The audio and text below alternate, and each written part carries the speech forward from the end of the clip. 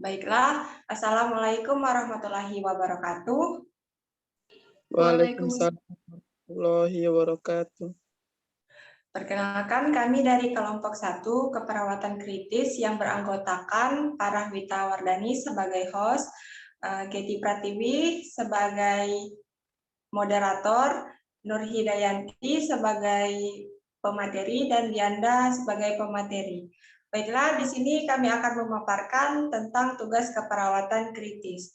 Materi akan disampaikan oleh Nur Hidayanti. Kepada Nur Hidayanti, kami persilahkan.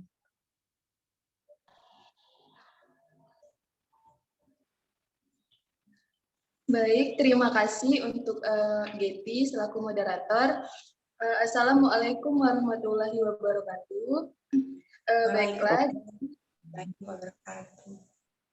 Baiklah, di sini saya akan mempresentasikan dari materi kelompok kami, yaitu kelompok 1, tentang tugas keperawatan kritis, yaitu di sini kami akan membahas apa itu COPD. COPD adalah Chronic Obstructive Pulmonary Disease atau biasanya disingkat dengan COPD. Adalah penyakit paru kronik yang ditandai oleh hambatan aliran udara di saluran nafas yang bersifat progresif, non-reversible atau reversible parsial. Hambatan aliran udara pada COPD berhubungan dengan adanya respon inflamasi paru terhadap partikel atau gas yang beracun atau berbahaya. Riwayat kesehatan yang menyebabkan pasien mengalami COPD yang pertama yaitu adalah asma, yang kedua kebiasaan merokok, yang ketiga infeksi saluran pernapasan akut atau biasanya disingkat dengan ISPA, selanjutnya ada asma bronkial, bronkitis kronis, dan emfisema paru. Selanjutnya ada patofisiologi COPD. Hambatan aliran udara yang progresif memburuk merupakan perubahan fisiologi utama pada PPOK yang disebabkan perubahan saluran nafas secara anatomi di bagian proksimal, perifer, parenkim, dan vaskularisasi paru. Dikarenakan adanya suatu proses peradangan atau inflamasi yang kronik dan perubahan struktural pada paru. Dalam keadaan normal, radikal bebas dan antioksidan berada dalam keadaan dan jumlah yang seimbang, sehingga bila terjadi perubahan pada kondisi dan jumlah, maka akan menyebabkan kerusakan di bagian paru. Radikal bebas mempunyai peranan besar menimbulkan kerusakan sel dan menjadi dasar dari berbagai macam penyakit paru. Pajanan terhadap faktor pencetus PPOK, yaitu partikel merkurius yang terhirup bersama dengan udara akan memasuki saluran pernapasan dan mengendap hingga terakumulasi. Selanjutnya, partikel tersebut menghadap pada lapisan mukus yang melapisi mukosa bronkus sehingga menghambat aktivitas silia. Akibatnya, pergerakan cairan yang melapisi mukosa berkurang dan menimbulkan iritasi pada sel mukosa sehingga merangsang kelenjar mukosa. Kelenjar mukosa akan melebar dan terjadi hiperplasia sel goblet sampai produksi mukus berlebih. Produksi mukus yang berlebihan menimbulkan infeksi serta menghambat proses penyembuhan. Keadaan ini merupakan suatu siklus yang menyebabkan terjadinya hipersekresi mukus. Manifestasi klinis yang terjadi pada batuk kronis yang produktif, dampak yang lain yang ditimbulkan partikel tersebut dapat berupa rusaknya dinding alveolus. Kerusakan yang terjadi berupa pervasi alveolus yang kemudian mengakibatkan bersatunya alveolus 1 dan yang lain membentuk abnormal laryngoairpace. Selain itu, terjadinya modifikasi fungsi antiprotese pada saluran pernapasan yang berfungsi untuk menghambat neutrofil, menyebabkan timbulnya kerusakan jaringan interstitial alveolus. Seiring terus berlangsungnya iritasi di saluran pernapasan, maka akan terjadi erosi epitel serta pembentukan jaringan parut. Selanjutnya,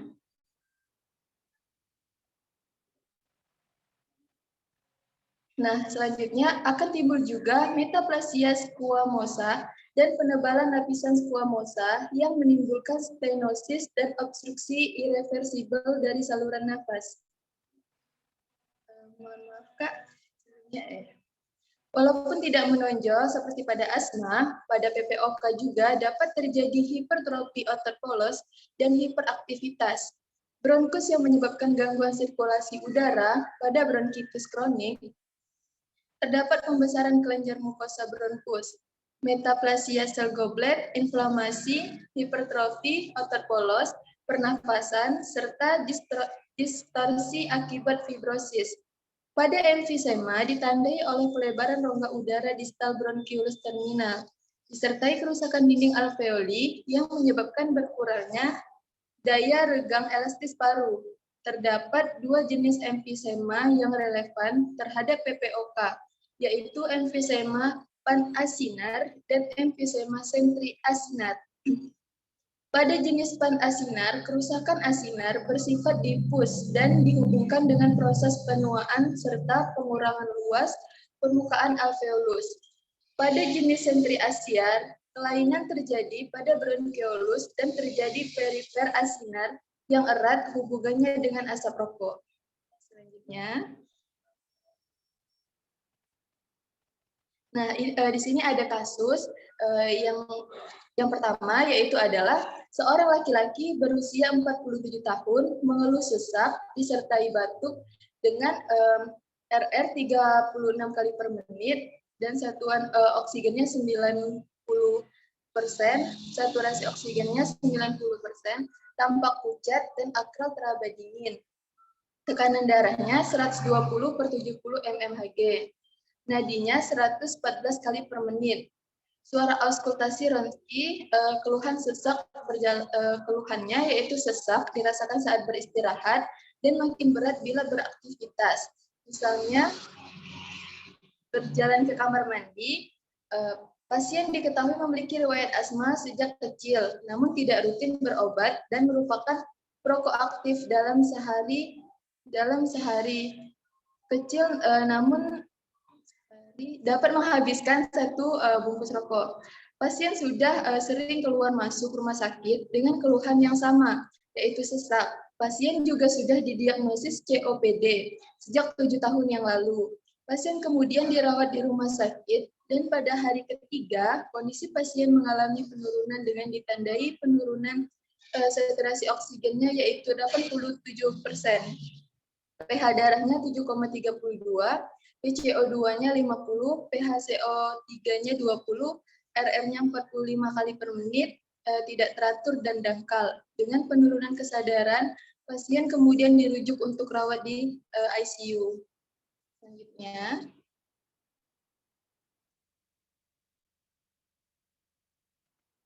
nah ini masalah keperawatan utama pada kasus yang di atas. Yang pertama yaitu adalah gangguan pertukaran gas. Yang kedua, intoleransi aktivitas. Selanjutnya, rencana asuhan keperawatan dari gangguan pertukaran gas. Intervensinya yang pertama, monitor AGD untuk mengetahui terjadinya penurunan pH. Yang kedua, memantau adanya indikasi respiratory acidosis kronis, yaitu BRSS, kuku melengkung, bernafas menggunakan mulut, dan penggunaan otot bantu pernapasan. Yang ketiga, monitor faktor penentu pengiriman oksigen jaringan, seperti PaO2, PaCO2, Hb, dan cardiac output. Yang keempat, monitor gejala gagal napas, yaitu PaO2-nya rendah, PaCO2-nya tinggi, dan kelelahan otot pernapasan. Selanjutnya, yang kelima, posisikan pasien untuk memaksimalkan ventilasi. Yang keenam, pertahankan kepatenan jalan napas, yaitu suction atau pasang jalan napas buatan, fisioterapi dada, dan batuk efektif dalam napas. Selanjutnya, yaitu adalah monitor status pernafasan yaitu adalah pernapasan, nadi, penggunaan otot bantu pernapasan, dan diaporesis. Selanjutnya, ada intoleransi aktivitas. Intervensinya yang pertama, observasi adanya pembatasan klien dalam melakukan aktivitas. Yang kedua, kaji adanya faktor yang menyebabkan kelelahan. Yang ketiga, monitor respon kardiovaskuler terhadap aktivitas, takikardi, distremia, sesak nafas, diaporesis, pucat, perubahan hemodinamik. Yang keempat, bantu klien untuk mendapatkan alat bantuan aktivitas seperti kursi roda atau crack. Selanjutnya yang kelima yaitu adalah monitor respon fisik, emosi, sosial, dan spiritual. Selanjutnya Kak. Nah, baiklah untuk selanjutnya akan saya serahkan kepada Kak Lianda. Silakan Kak. Baik, terima kasih Kak Nunui. Sekarang saya akan menjelaskan apa itu ARDS. ARDS atau Acute Respiratory Distress Syndrome adalah gangguan pernapasan berat yang disebabkan oleh penumpukan cairan di alveoli atau kandung udara kecil di paru-paru. Seseorang diketahui menderita ARDS, sesak napas berat, dan sulit bernapas. Pemeriksaan dan tujuan AGD. Pemeriksaan. Analisis darah AGD atau arterial blood gas atau ABG. Tes adalah tes untuk mengukur kadar oksigen, karbon dioksida, tingkat asam basa atau pH di dalam darah. Tujuan AGD. Tujuan pemeriksaan AGD untuk memeriksa fungsi organ paru yang menjadi tempat pertukaran oksigen dan karbon dioksida. Baik, apa yang dimaksud dengan edema paru? Edema paru merupakan kondisi yang disebabkan oleh akumulasi cairan di paru-paru. Edema paru, menurut penyebab dan perkembangannya, diklasifikasikan menjadi edema paru kardiogonik dan edema paru non-kardiogenik. Edema paru biasanya disebabkan oleh gagal jantung kiri kognitif yang akhirnya menyebabkan peningkatan tekanan hidrostatik di kapiler paru. Patofisiologi. Patofisiologi sindrom distress pernapasan akut atau akut respiratory distress syndrome merupakan proses yang sangat kompleks. ARDS terjadi akibat inflamasi sistemik dan lokal yang menyebabkan kerusakan jaringan paru, sehingga terjadi gangguan pertukaran gas, penurunan komplikasi paru, ventilasi perfusion mismatch, dan kenaikan tekanan arteri pulmonal, seperti pada hipertensi pulmonal. Kasus seorang laki-laki berusia 57 tahun diketahui oleh perawat di ruang penyakit non-bedah dan mengalami penurunan kesadaran. Saat dikaji, RR pasien 46 kali per menit, saturasi O2 83%, akral dingin, tekanan darahnya 80 per 60, mmHg, nadi 100 kali per menit, teraba lemah, dan segera dilakukan pemeriksaan AGD dan didapatkan pH darah 7,30, PCO2 55, pH CO3 28, dan pasien diarahkan untuk mendapatkan perawatan insentif karena ditemukan adanya indikasi ARDS. Selain itu, pasien diketahui mengalami edema paru akibat gagal jantung yang telah lama diderita. Hasil rongsen paru menunjukkan adanya edema paru masif dan kardiomegali.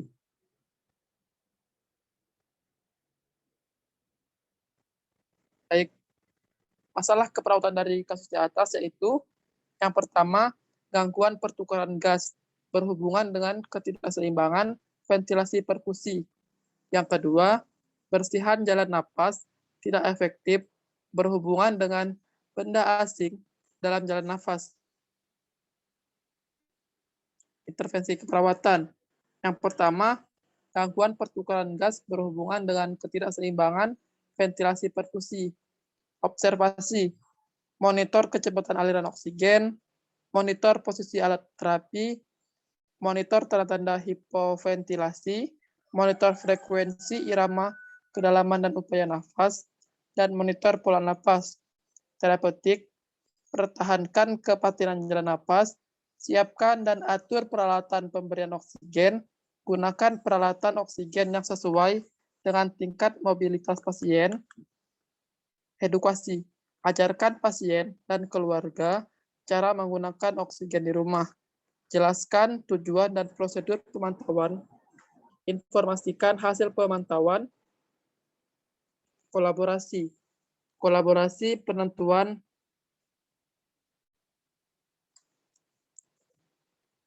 baik. Selanjutnya yaitu intervensi kedua, bersihan jalan napas tidak efektif berhubungan dengan benda asing dalam jalan napas. Observasi, yang pertama, monitor pola napas, monitor bunyi napas, dan monitor sputum.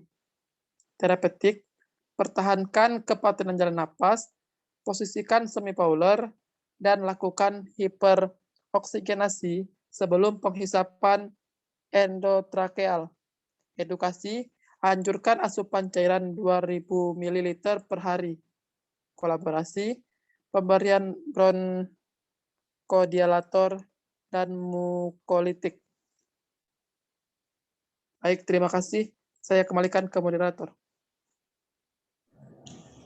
Baik, mungkin hanya itu saja pemaparan dari kelompok kami. Maaf jika ada kekurangan dan kesalahan kata. Diskusi akan saya tutup. Wabillahi taufiq wal hidayah. Wassalamualaikum warahmatullahi wabarakatuh. Waalaikumsalam. Waalaikumsalam warahmatullahi wabarakatuh. Terima kasih.